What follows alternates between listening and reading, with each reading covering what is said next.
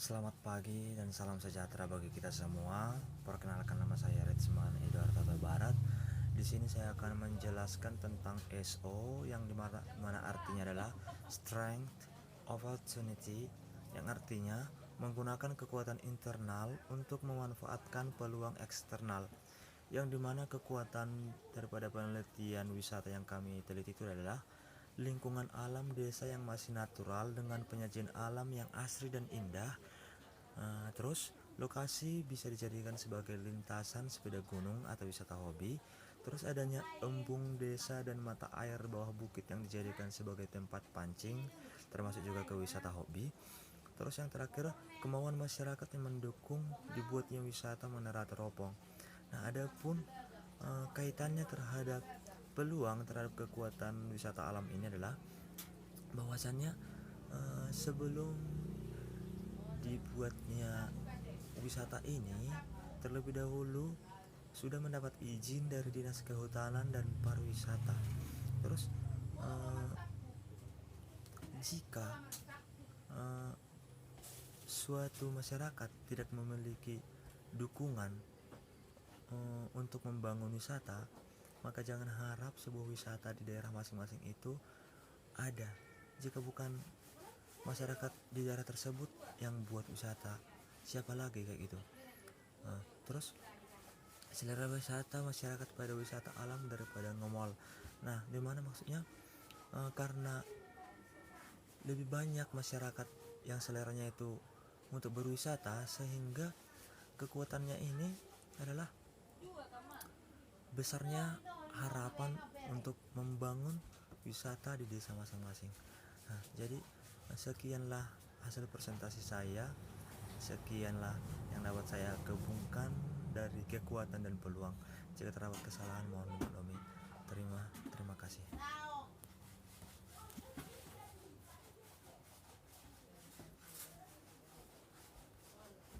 Assalamualaikum warahmatullahi wabarakatuh. Saya Anissa Febrianti Sitanggang akan melanjutkan strategi analisis SWOT bagian WO, weakness, kelemahan, dan opportunity, ke peluang.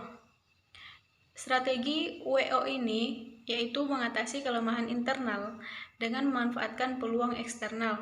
Nah, di sini yang menjadi kelemahan desa wisata Gunung Saribu yaitu yang pertama infrastruktur yang belum memadai, yang kedua pendanaan yang belum terpenuhi, yang ketiga SDM masyarakat yang masih perlu pembinaan, dan yang keempat destinasi wisata ini memang masih dalam tahap perencanaan bertahap. Nah, di sini yang menjadi peluangnya itu sudah mendapat izin dari Dinas Kehutanan dan Dinas Pariwisata.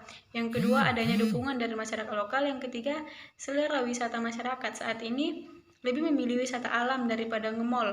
Nah, jadi untuk menutupi infrastruktur yang belum memadai ini, kan di peluang itu desa itu sudah mendapat izin untuk membangun destinasi wisata di desa itu, sudah mendapat izin dari Dinas Kehutanan. Maka untuk menutupi kelemahan yang infrastruktur yang belum memadai dan pendanaan yang belum terpenuhi, maka ketika kurangnya dana desa untuk pembangunan destinasi wisata, maka di sini karena Dinas Kehutanan sudah memberikan izin, kemungkinan besar maka Dinas Kehutanan akan memberikan bantuan dana untuk pembangunan desa wisata. Kemudian SDM masyarakat yang masih perlu pembinaan. Nah, di sini di peluang adanya dukungan dari masyarakat lokal. Nah, ketika masyarakat lokal mau menerima adanya pembangunan di desa tersebut, maka kelemahan yang SDM masyarakat yang perlu dibina itu maka sudah dapat diatasi karena di situ ada kemauan, maka mereka akan mau dibina. Kelemahannya yaitu keterbatasan atau ketidakfisienan pada satu atau lebih sumber daya atau kapasitas perusahaan dibanding pesaing, yang menciptakan suatu kerugian dalam memenuhi kebutuhan pelanggan secara efektif. Peluangnya yaitu dalam situasi yang menguntungkan dalam suatu lingkungan perusahaan. Ancamannya atau hambatannya itu hanya suatu keterbatasan dan ketidakfisienan pada satu atau lebih sumber daya atau kapasitas perusahaan dibandingkan pesaingnya yang menghambat kinerja efektif perusahaan. Tipe tragedi analisis SWOT, yaitu SO menggunakan kekuatan internal untuk memanfaatkan peluang internal. Dan kedua, mengatasi kelemahan internal dengan memanfaatkan peluang internal. Dan ketiga, menggunakan kekuatan untuk menghindari atau mengurangi dampak ancaman internal. Dan yang keempat, menggunakan taktik bertahan yang bertujuan untuk mengurangi kelemahan internal yang menghindari ancaman eksternal. Nah, ini ada 4 bagian. Yang pertama, kekuatan lingkungan alam desa yang masih natural dengan penyajian alam yang asri dan indah dari segi pemandangan wisata. Lokasinya bisa dijadikan tempat sepeda gunung. Bagi yang mempunyai hobi bisa ke sini. Dan yang ketiga, adanya embung desa atau mata air di bawah bukit yang dijadikan sebagai tempat pancing. Nah, jadi buat kalian yang punya hobi memancing bisa juga di sini. Kemauan masyarakat ini yang mendukung dibuatnya wisata Menara Teropong.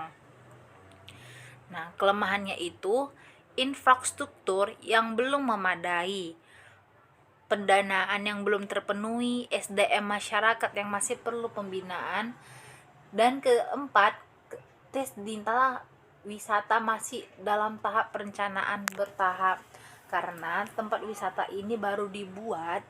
Jadi sebelum corona juga sudah dibuat, tapi karena belum memadai dana dan belum memadai fasilitas, jadi tempat wisata ini masih punya kelemahannya. Nah, peluangnya itu sudah mendapatkan izin dari Dinas Kehutanan dan Pariwisata. Dan kedua, adanya dukungan dari masyarakat lokal. Dan ketiga, selera wisata masyarakat pada wisata alam daripada nge-mall.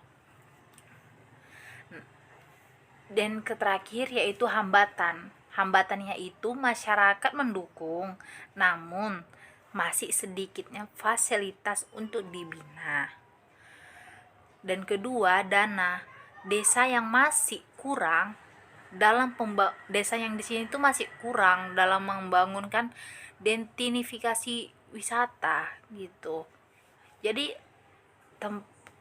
yang kami telusuri dari kepala desa bahwa tempat wisata ini baru dibuat, jadi belum memadai dari fasilitas dana tempat karena baru dibuat, dan berhubung karena corona jadi belum bisa untuk dibuka. Baik, terima kasih dari presentasi saya. Jika ada yang salah mohon maaf.